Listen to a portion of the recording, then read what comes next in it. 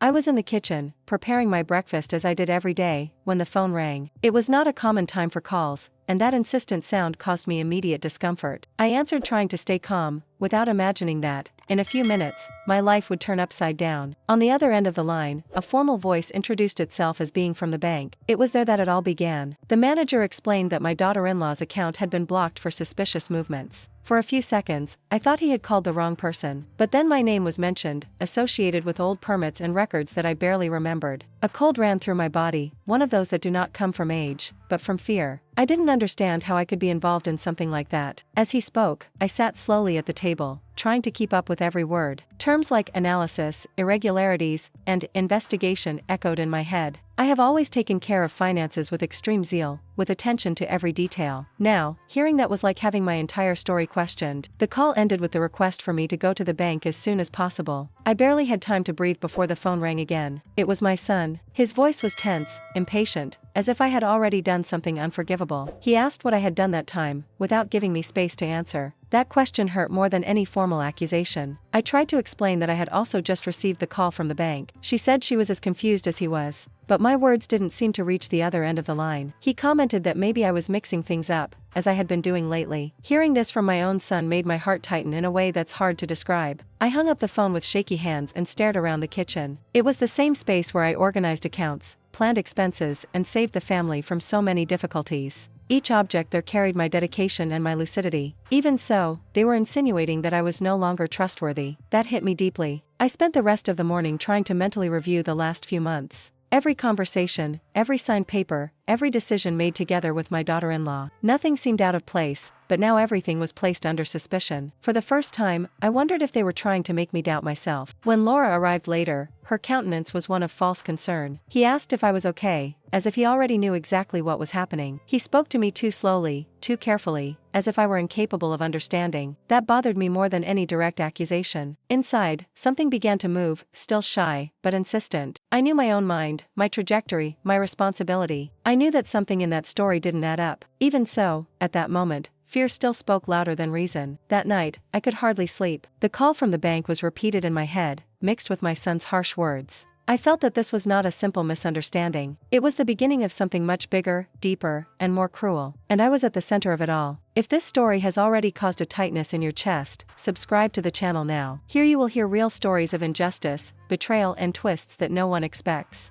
The next morning, my son showed up at home unannounced. He entered with a strange look, as if he were stepping into a place that no longer belonged to him. He didn't hug me, he didn't ask how I was. He just watched me, from top to bottom, as if evaluating a problem. That made me feel small inside my own home. He went straight to the point, saying that the situation at the bank was serious. He said that Laura was very shaken, worried about me and what I could have done without realizing it. Each sentence was loaded with judgment, even when disguised as care. I tried to keep up, but I felt my voice disappear. When I began to defend myself, explaining that I always knew exactly what I was doing, he sighed impatiently. He said that I needed to accept that it was no longer the same as before. Soon after, came the phrase that hurt the most: "Mom, you're not hitting well." That went through me like a silent knife. He mentioned the possibility of interdiction almost as if giving advice. I said it would be for my good, to protect myself from myself, but I could only hear menace in every word. My home, my autonomy, my freedom were being put at risk. And all of this came from my own son. As he spoke, I watched his gestures, his tone, his pauses.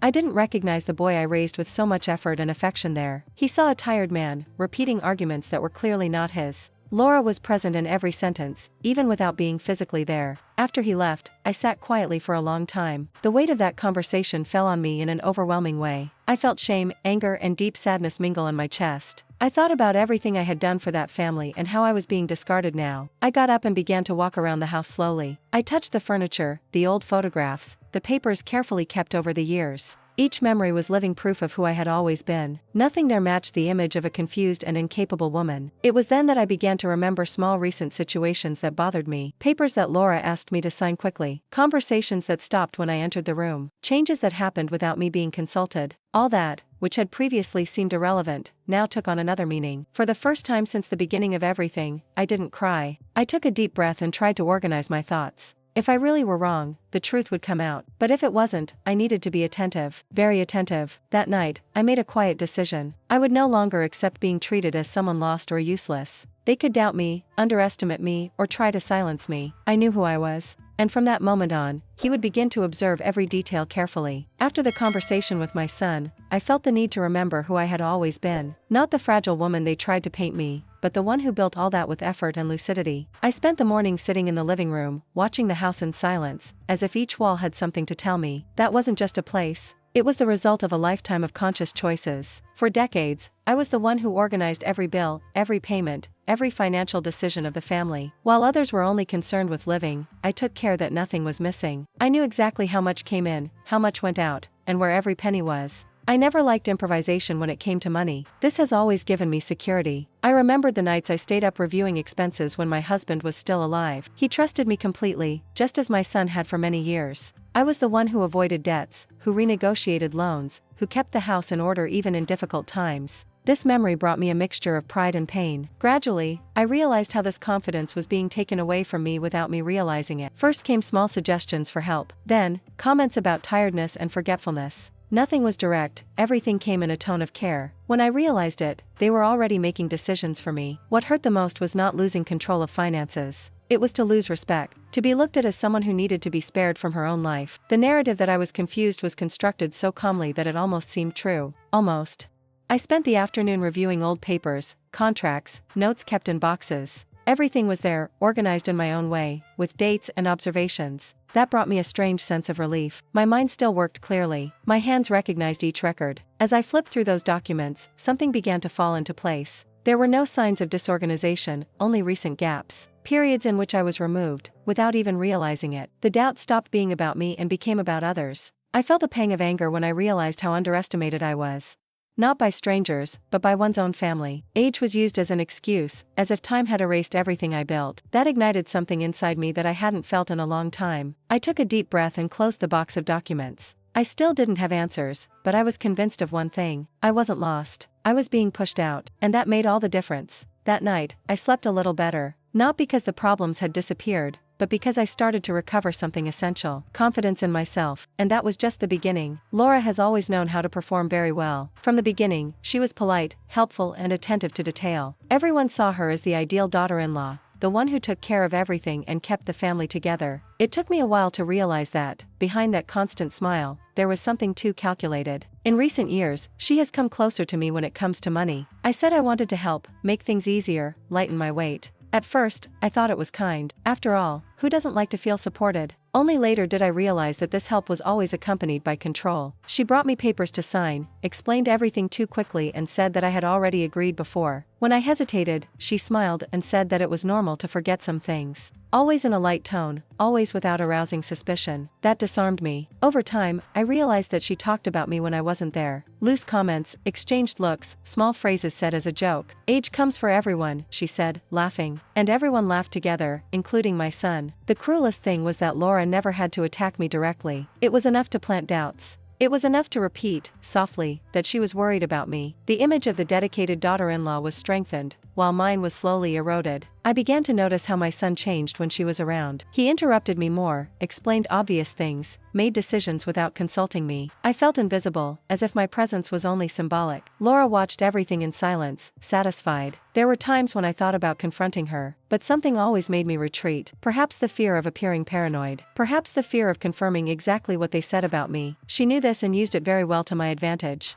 Now, looking back, everything seemed all too clear. Every gesture, every word, every attitude had a purpose. Laura didn't need to raise her voice. She just pushed people in the direction she wanted. Realizing this was painful, but also liberating. The betrayal was not an isolated act. It was a slow process, built with patience and strategy. And I was the easiest piece of that game. Even so, something inside me began to change. If she thought I wouldn't notice, she was wrong. Maybe it would have taken a while, but I was finally seeing. I closed my eyes that night with an uncomfortable but necessary certainty. Laura wasn't just the perfect daughter-in-law. She was the center of something much bigger. And whether she liked it or not, I was ready to find out the whole truth. Over the next few days, I began to notice the silence around me grow uncomfortable. Messages decreased, visits became rare, and even grandchildren seemed more distant. When they appeared, they were accompanied by an exaggerated care in their eyes. They talked to me as if I could break at any moment. That hurt me more than the loneliness itself. I also began to notice the whispers when I entered a room. Conversations that suddenly ceased, glances that turned away too quickly. It wasn't paranoia, it was a clear and repeated pattern. The house, once full of voices and movement, now seemed like a place where I just took up space. I was there, but I was no longer part of it. In the neighborhood, the feeling was no different. Neighbors who used to stop to talk now only waved from afar. Some asked, with false kindness, if I was taking good care of myself. Others suggested help that I never asked for. The story of the confused old woman seemed to have gone beyond the walls of my house.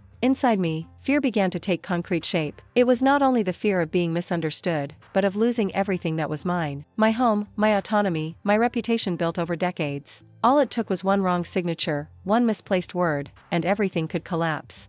And they knew it. The most painful thing was to realize that my son believed more in others than in me. He avoided arguments, said that it was better for me to rest and not worry. Every attempt of mine to speak was met with impatience or silence. That emotional distance hurt me deeply. I was losing my son without fighting. I began to spend more time alone, reflecting on each step that led me there. I reviewed decisions, conversations, and moments when I should have questioned more. Guilt tried to set in, but I fought against it. I knew that trusting was not a mistake, but a virtue used against me. That made all the difference. At night, the fear became more intense. I thought about the possibility of waking up one day and not being able to decide anything anymore. I imagined strangers speaking for me, signing for me, choosing for me. The mere idea of being annulled in that way kept me up at night. I felt surrounded, even though I was alone. It was in this forced isolation that something began to change inside me. The loneliness brought clarity, not confusion. I started to observe everything more carefully, every detail, every behavior. If they wanted to erase me in silence, I would have to learn to see in the dark, and I was learning fast. I started to write down dates, speeches, and attitudes in an old notebook, not out of desperation, but out of organization. It gave me a sense of control that I thought I had lost.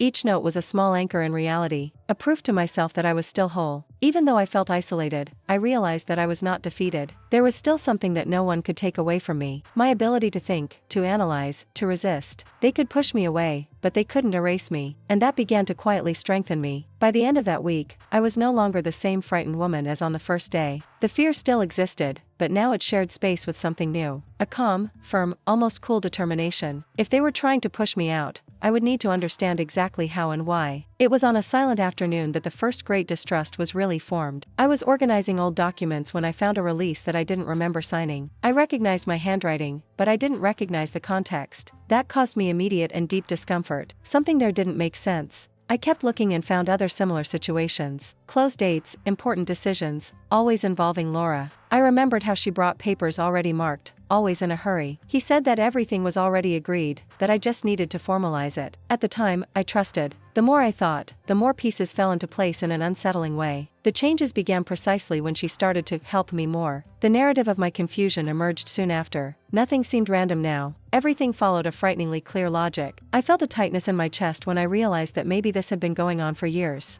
It was not a sudden blow, but something slow and calculated. A process built with patience and strategy. I was being pushed out of the decisions without realizing it, and this revolted me deeply. For the first time, I considered the possibility that I was being manipulated on purpose. Not out of carelessness, but out of interest. This idea gave me fear, but also clarity. If it were true, I needed to act with extra care. Any misstep could be used against me. I spent hours sitting at the table, looking at those papers. My mind worked with a sharpness that contradicted everything they said about me. I wasn't confused, I was alert. The difference was huge. And, at that moment, I was sure of it. Anger began to replace fear little by little. Not explosive anger, but controlled indignation. I had been betrayed within my own family. My age was used as a tool against me. That was too cruel to ignore. I decided that I would not confront anyone yet. I needed more information, more evidence, more clarity. Impulsiveness wouldn't help me at all. If there was something wrong, it needed to surface in the right way. And I needed to be prepared. That night, I wrote down everything I remembered in my notebook. Every detail, every strange situation, every garbled conversation. Organizing my thoughts brought me strength. It was like putting together a puzzle of my own life, and the pieces began to form a disturbing image.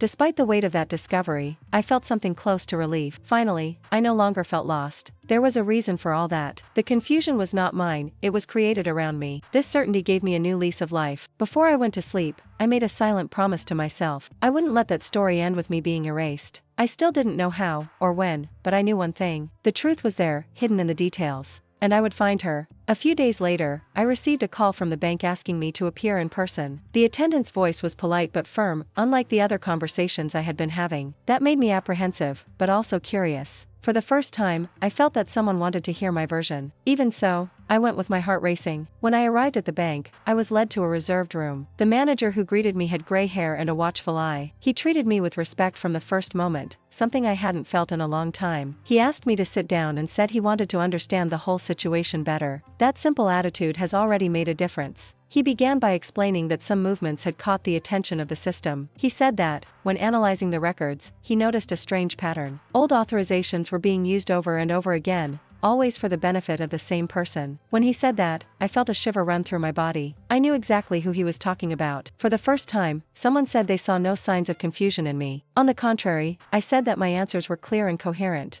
That almost made me cry, not out of fragility, but out of relief. It was like taking a deep breath after a long time underwater. I wasn't alone. The manager explained that there were clear indications of financial manipulation. He spoke carefully, choosing his words well, as if he understood the gravity of what he was saying. He suggested that I look for a lawyer specialized in the protection of the elderly. That scared me, but it also gave me hope. For the first time, there was a way. As he spoke, I realized that I was not being judged, but protected. He didn't see me as a problem, but as someone who needed to be supported. This change in posture was decisive for me. Something inside me reorganized itself at that moment. I was not a passive victim. I left the bench with mixed emotions. Fear of what could still emerge, but also a new strength. Knowing that there was someone willing to help me completely changed my state of mind. The isolation began to crack. A small crack of light had appeared. That same day, I called the lawyer appointed by the manager. My voice trembled, but I was clear. I made an appointment for the following week. Each step seemed huge, but necessary. I was crossing a boundary that I never imagined crossing. When I told my son that I was going to the bank again, he seemed annoyed. He said that maybe I was exaggerating. For the first time, I didn't back down. He only said that he needed to understand everything clearly. The silence on the other end of the line was telling. In the evening, I sat down with my notebook and wrote down everything that had happened. The name of the manager, his words, his guidelines. That was no longer just an outburst. It was a strategic record. I was learning to play a game that I never chose, but that I needed to win. Before going to sleep, I noticed something important. Help came from where I least expected it. A stranger had believed me when my own family didn't. That changed everything. For the first time, I felt that the scales were beginning to move in my favor. Subscribe to the channel so you don't miss stories like this.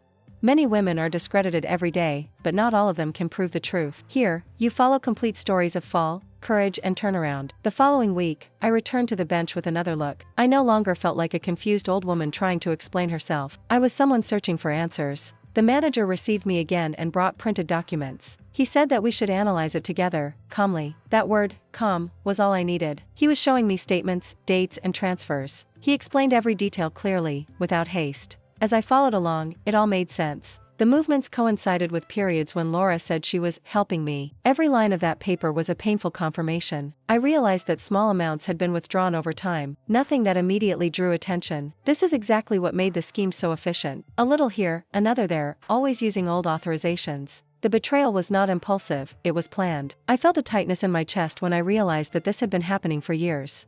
As long as I trusted, someone took advantage. While I was defending my family, someone was building a lie about me. That caused me deep pain, but also definitive clarity. There were no more doubts. The manager confirmed that, if it were not for the automatic blocking of the system, it could continue indefinitely. He said that many cases like this are only discovered too late. Hearing this made me tremble. I could have lost everything without ever understanding why. This awareness left me in shock. I returned home carrying not only papers, but a heavy truth. I sat down at the table and spread the documents before me. For the first time, I saw my financial history being used against me. That revolted me deeply. My confidence had been weaponized. I started to connect the dots more clearly. Laura's speeches, my son's reactions, the gradual distancing. It was all part of the same plan. It wasn't just money, it was power. It was control, and I had been the obstacle to be removed. Despite the pain, I felt something unexpected grow inside me, a cold, strategic lucidity. I was no longer reacting emotionally. I was analyzing. Each discovery made me stronger. The victim was giving way to someone conscious and prepared. That night, I organized all the documents into folders. I separated by dates, values, and signatures. It was like reconstructing my own identity on paper. Each record reinforced that I never lost my reason. She was just questioned on purpose. And now I had a way to prove it. I thought about the meeting with the lawyer who was approaching. For the first time, I didn't feel fear, but expectation. I didn't know how it would all end, but I knew I wouldn't be silent. The truth had begun to emerge.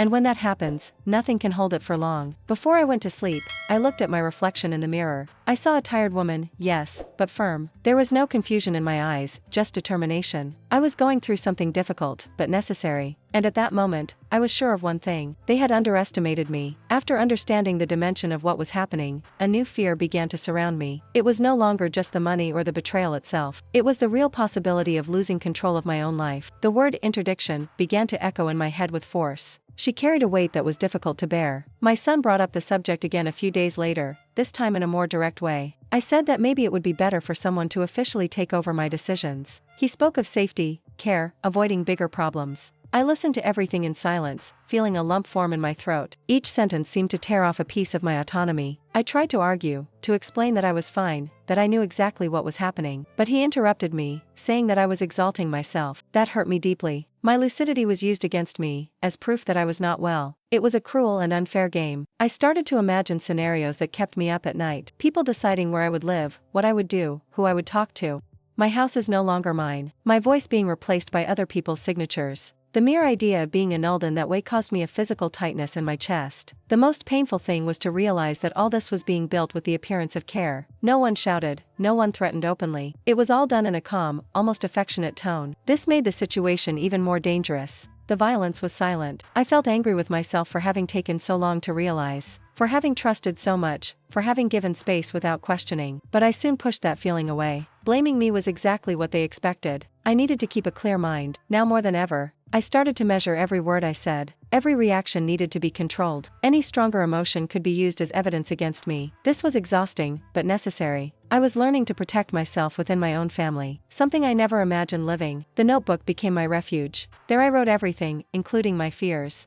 Organizing my thoughts helped me not to succumb to anxiety. Each page written was a form of resistance, a way to reaffirm that I still owned myself. Sometimes I felt like screaming, confronting everyone at once. But something inside me said that it was not yet time. The truth had to come out at the right time, and for that, I needed to stand firm, calm down, strategic. At that stage, I lived my darkest moment. The fear of losing everything almost paralyzed me, but at the same time, something began to take hold inside me. I had not come there to give up. If they wanted to erase me, they would have to fight much harder. As I lay down that night, I took a deep breath and made another silent promise. I would not allow them to decide my fate without listening to me. My story would not end with a forced signature. I still had a voice, and I was learning how to use it. The day of the consultation with the lawyer arrived loaded with tension. I woke up early, with my stomach upset and my mind racing. Even so, I dressed up carefully, as I always did. This was more than a meeting. It was a decisive step in my life. The office was simple but organized. The lawyer received me with attention and respect, something that was no longer common for me. He asked me to tell everything from the beginning, without haste. As I spoke, I realized how much I needed to be heard. That attentive listening was almost therapeutic. I showed the documents, the notes, the statements. He analyzed everything calmly, asking specific questions. He said the evidence of financial abuse was clear. Hearing that from a professional gave me a strange sense of relief. I wasn't exaggerating. I wasn't making anything up. He explained my rights, talked about legal protection and preventive measures. He said that the interdiction could not be done arbitrarily. That information was like a weight coming out of my chest. For the first time in weeks, I felt real hope. There were possible paths.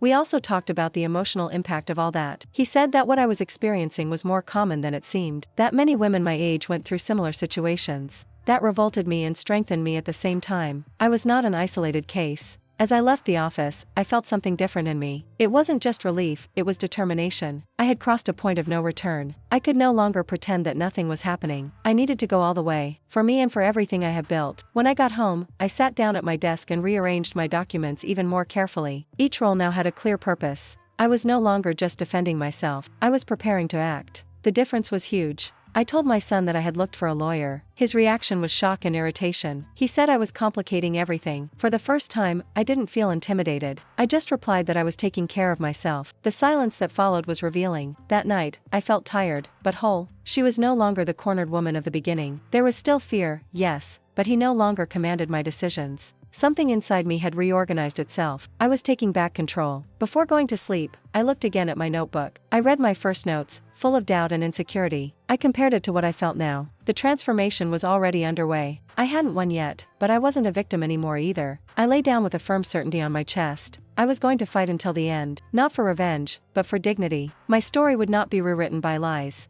and whatever the cost, the truth would come out. After the conversation with the lawyer, I started to see everything with another level of attention. It was no longer enough to feel that something was wrong, I needed to prove it. I turned my desk into a small research center. Papers, extracts, and notes began to occupy each space. That organization gave me a strange feeling of control. I started by separating the documents by dates, creating a clear timeline. Gradually, patterns emerged before my eyes. Transfers always close to specific conversations with Laura. Authorizations made shortly after her visits to my house. Nothing seemed like a coincidence. As he organized everything, memories surfaced strongly. Phrases said in a sweet tone, but loaded with intention. Moments when I was rushed to decide something without fully understanding. Now, everything made sense in a painful way. The manipulation had been continuous and silent. There were days when the emotional weight almost made me give up. Reliving each situation was like opening fresh wounds.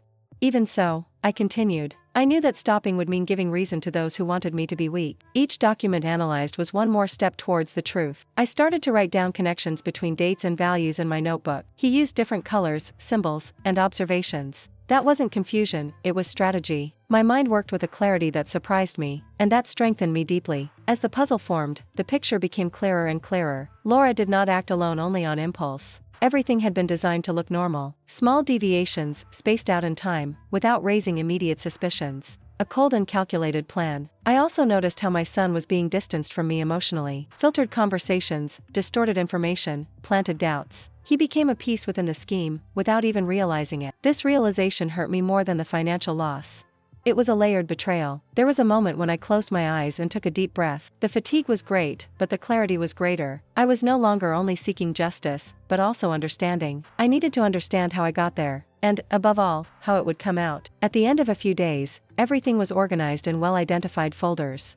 Every detail had a clear purpose. There was no more room for doubts or distorted versions. I was ready to show the truth to anyone who was needed. That gave me a silent strength. That night, I felt something close to pride, not because of suffering, but because of resistance. I had not chosen that battle, but I was facing it with dignity. The puzzle was assembled, and the image he revealed was impossible to ignore. Laura began to realize that something had changed in me. I no longer saw myself as before, submissive and silent. My look was different, my posture firmer. She began to observe me with suspicion. That confirmed to me that I was on the right track. The conversations between us became more tense. Small provocations appeared disguised as concern. She asked if I was okay, if I wasn't getting too tired. Each word carried an attempt at control, but now I knew how to recognize it. My son also changed his behavior. He became more impatient, more defensive. He seemed torn between his wife and mother. I could see the conflict in him, even when I tried to hide it. That saddened me, but it also reinforced the seriousness of the situation. There was a family dinner in which the tension was evident. Laura contradicted herself when talking about a financial movement. I didn't confront her, I just watched. My son noticed the inconsistency and was silent. It was a small but significant moment. From then on, Laura began to act more aggressively. He questioned my decisions, criticized my attitudes, always trying to provoke a reaction. I remained calm. I knew that any explosion could be used against me. Self-control has become my greatest weapon. She started to accuse me of creating unnecessary problems. He said I was putting the family at risk. That was no longer careful, it was a threat. Even so, I remained steadfast. The mask was slipping, and she knew it. My son, under pressure, began to ask questions. He questioned dates, values, past decisions. For the first time, he did not accept ready-made answers.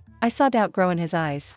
It was painful, but necessary. The truth had to go through it too. I realized that Laura no longer fully controlled the narrative. Small failures appeared more frequently. Contradictions were accumulating. The atmosphere within the family became heavy. Everyone felt that something was about to happen. It was only a matter of time. At that stage, I felt fear, but also a strange tranquility. I knew the confrontation was approaching. Everything that could be done had already been done. Now, the truth would go its own way, and I was prepared to face her. Before I went to sleep that night, I closed my notebook carefully. I looked at the organized folders and took a deep breath. The mask was falling, little by little, and when it fell for good, nothing could hide it again. The day of the meeting at the bank arrived loaded with tension from dawn. I woke up before the alarm clock, my heart racing and my mind strangely clear. I chose my outfit carefully, as if every detail mattered. This was not just a formal meeting. It was the moment when my voice would finally be heard. When I arrived at the bank, I saw my son and Laura already sitting in the meeting room. The atmosphere was heavy, almost suffocating. The manager and my lawyer arrived soon after, bringing folders and documents. As soon as everyone was seated, I felt that there was no turning back. The truth was about to come out. The manager started the conversation objectively. He explained the reason for blocking the account and presented the financial reports. As he spoke, I saw Laura shift in her chair. His confident countenance began to unravel. Each piece of data presented dismantled a piece of the narrative she built. When the statements were placed on the table, I felt absolute silence take over the room. Dates, values, and authorizations appeared clearly and incontestably. My name was there, yes, but always linked to old records. The recent movements all pointed to the same person. There was no denying it. My lawyer calmly explained how old authorizations had been misused. He spoke about financial abuse and vulnerability manipulation. Hearing those words caused me a mixture of pain and relief. Pain for everything I have experienced. Relief to finally be nominated. Laura tried to defend herself, saying that everything had been done to help the family. His voice failed at various times. Contradictions quickly emerged. The manager asked direct questions that she couldn't answer. The mask fell there, in front of everyone. My son remained silent for long minutes. I watched him without saying anything. He saw the shock, guilt, and confusion mingle on his face. That image broke my heart, but he also knew that the truth had to get through him. There was no other way. When I was asked to speak, I took a deep breath before opening my mouth. I spoke calmly, without shouting, without accusing. I told my story, from the beginning, clearly and firmly. Every word was a rescue of my dignity. I was not there as a helpless victim. I explained how I was being removed from decisions, how I started to doubt myself. I said how much it hurt me. As I spoke, I felt a huge weight come out of my chest. I was no longer defending myself. It was affirming who I was.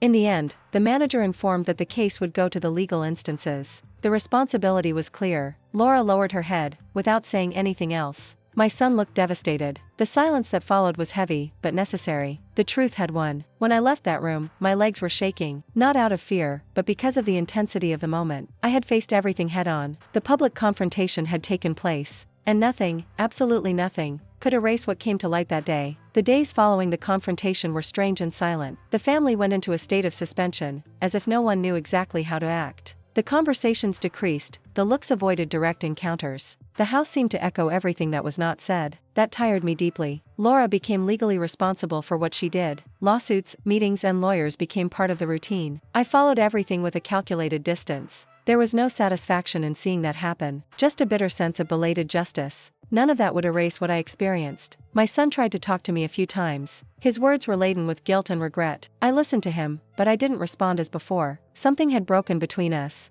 Love was still there, but trust was wounded. And wounds like this do not heal quickly. In the neighborhood, people began to change their attitude.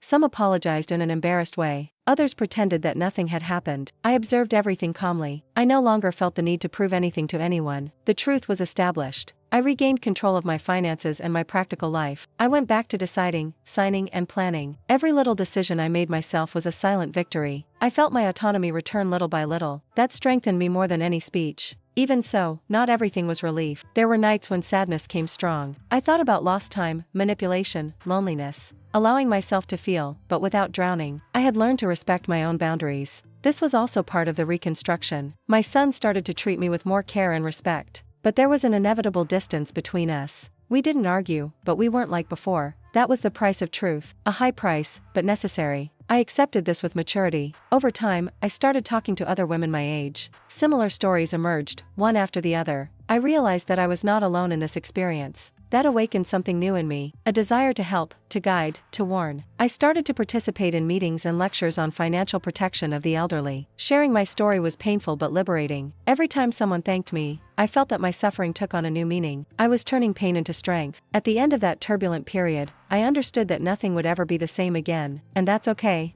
I was no longer the same woman. I was firmer, more aware, more whole. The truth cost me a lot, but it gave me back something essential: respect for myself. After everything calmed down, I had time to look at myself more honestly. She was no longer the woman she trusted without question, nor the one who accepted being diminished in silence. Something in me had hardened, but not bitterly. It was a new firmness, built by force. I had survived something that almost erased me. The house remained the same, but I didn't. Each room carried good and bad memories, inevitably mixed. I learned to live with it without running away. I didn't try to erase the past, just to reorganize it inside me. Accepting this change was part of the rebuilding process. My relationship with my son never went back to the way it was before. We talk, we respect each other, but there is a silence between us that does not break down. He carries guilt, and I carry caution. There was no perfect reconciliation, only a possible coexistence. And that had to be enough. Laura has definitely left our lives. I feel no satisfaction at the thought of it, just a cold observation. The damage she caused does not disappear with punishment. Some wounds remain, even when justice is done. I learned to accept this without allowing it to consume me. Over time, I found a new purpose. I started helping other women my age understand their rights and protect their finances. Each conversation was an exchange of strength. Each warning given was a small victory. I transformed my pain into something useful. I started to be seen differently by the people around me, not as the confused old woman, but as someone lucid and firm. This recognition did not come overnight. It was built with presence, posture, and clarity. I didn't have to scream to be heard. There were difficult days, it's true. Moments when loneliness weighed more than I would like to admit. But even in those days, I knew who I was. There was no longer any doubt about my own ability. That made all the difference. I learned that dignity is not in keeping everything as it was, but in knowing when something needs to change. I lost illusions, but I gained consciousness. I lost idealized relationships, but I gained respect. None of this was easy, but it was necessary. Today, when I look in the mirror, I see marks that were not there before. Some are from tiredness, others from pain, but I also see strength, clarity, and experience. I'm not the same woman as before. I am the woman who was left after the storm. If anything remained from this story, it was the certainty that it is never too late to get up. Even when they try to erase us in silence, we can still rekindle our own voice. I didn't go back to who I was. I became someone different, and for the first time in a long time, it doesn't scare me. Now I want to know from you. Do you think Donna Helena did the right thing to go all the way, even though she knew it could drive her own son away? Have you ever seen someone discredited just because of age or over-reliance on family? Leave your comment below. Your story can help others open their eyes, just as this one did.